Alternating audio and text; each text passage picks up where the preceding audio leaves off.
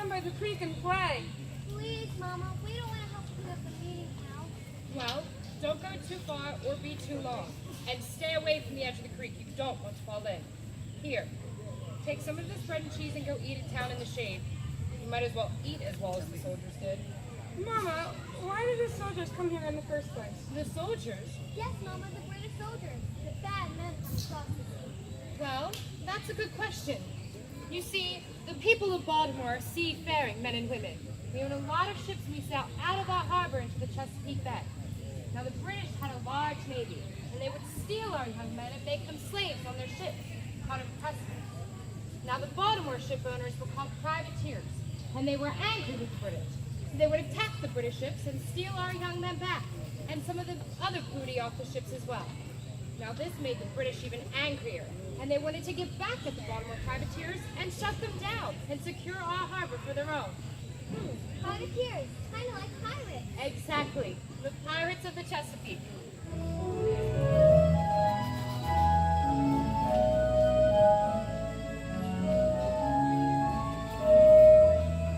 Oh, listen, can't you see the pirates of the Chesapeake? They sail our sea, kept the harbor free. The pirates of the Chesapeake were soldiers straight from Baltimore and kept the same from shore to shore. And we would not ask of them much more. The pirates of the Chesapeake. Long sword and horses to their own famous for you. And you, and you.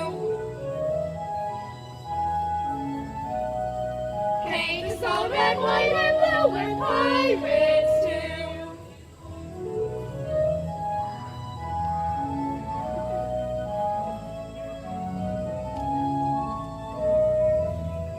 Oh, listen, can't you hear the pirates of the Chesapeake with their young ho-ho and a bottle of rum? The pirates of the Chesapeake, they stayed and fought till it was done and watched the setting of the sun. And we could not ask of them much more. The pirates of the Chesapeake. Hearts and swords and brothers to their own famous for you. And you, and you. Paint us all red, white, and blue. We're pirates too. Can we go eat once more, Mama? Yes, but don't be too long. The other women will be here shortly, and you can help rinse out the rags. Be safe and stay dry. We will, Mama. Bye, Mom. Oh, Susan, it's so good to see you. You too, Mrs. Shaw. And Eleanor. Oh, my, how the girls have grown. Just like my Eleanor. Yes, but we have a lot of work to do if we're going to have this place cleaned up for the meeting on Sunday. Lands, oh lands. Just think that they used our Methodist meeting house as a hospital, and then later on as their headquarters right after the battle. Why, you would have thought that God would have slighted them dead on the spot. Many of them did die, Mother. We heard 28 British soldiers died and 217 were wounded. Yes, but we lost 24 of our own brave boys, with 139 wounded, and 50 brave souls have been captured and taken prisoner. A fate worse than death! Yes, but that's not really that many soldiers when you figure the fact that the British landed 3,700 troops and 1,000 Marines right at the end of the peninsula between Back River and Patapsco River and marched right up this very road on the morning of September 12th. Can you imagine? Lands, oh lands, heavens to Betsy. Why, just thinking of our brave Baltimore boys fighting and dying to protect us, why, it makes my skin crawl. Here, Mother, sit. Should I get your smelling salts? Oh, my dear girl. Oh, Eleanor, I should be taking care of you. Did you hear what happened to us, Susan? On that very morning, September the 12th, when the British landed their foot on Patapsco Neck?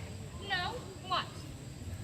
Well, we heard that you and Mr. Jones, your husband, and the children all left your farm, Walnut Grove, before the British even stepped foot on our land.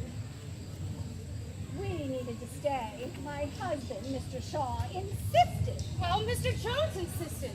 We did leave our slaves, Dick and Sam, to watch over the house, the horses, the chickens, and the other animals. We went up to Bel Air Road to catch his mill and stayed. The Todds went and stayed with the Ridgeleys. Yes, I know, dear, but some of us actually stayed. We should have left too. Our house is so far down the peninsula, right up the road from the Todds. General Ross and Admiral Cockburn spied our house and thought it would be a good place to have a meeting and to rest before the long march up the road to Baltimore.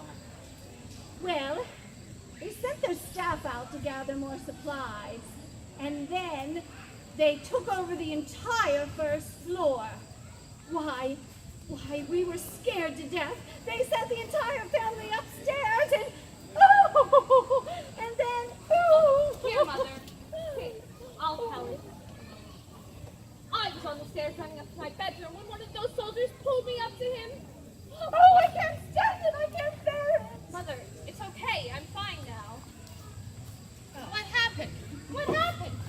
He pulled me up to him, and I just knew he was going to kiss me right on the lips. Heavens, no! Yes!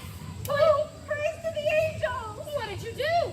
I found the strength of 1,000 men, broke free of his grasp, ran up the stairs, and jumped right out the landing window. Heavens, how did you survive? Praise to the angels, my baby girl. Mother! Luckily, the slaves had been plucking chickens the day before, and all the feathers had been put in an old wooden barrel and placed directly under that very window. I landed in the feathers without a scratch on me, which is more than I can say for that lieutenant. Yes, he was arrested and sent back to the fleet immediately. It was probably his good fortune, or he would have wound up lying in the pool of his own blood if he had made it to 3 p.m. and fought the battle that happened here. His roving eye and his penchant for young girls saved his life. Yes, but he did right by my Eleanor. Oh, look! We have a souvenir. What is it? It's the general's nightcap. He left Well, it. save it. It might be worth something someday, especially since the general is dead now. What happened next? Well, the soldiers left and started marching up the road to Baltimore. But before they left, they spied that big hornet's nest that hangs by our gates. Well, I guess they don't have hornets' nests in England, because one of those soldiers pierced it with his bayonet. Oh. Luckily, we were looking outside from the bedroom window. We could hear those soldiers screaming as they were running away from those stinging hornets. Where'd you get those? Down. A white-headed fly! Oh, well, that should have taught them.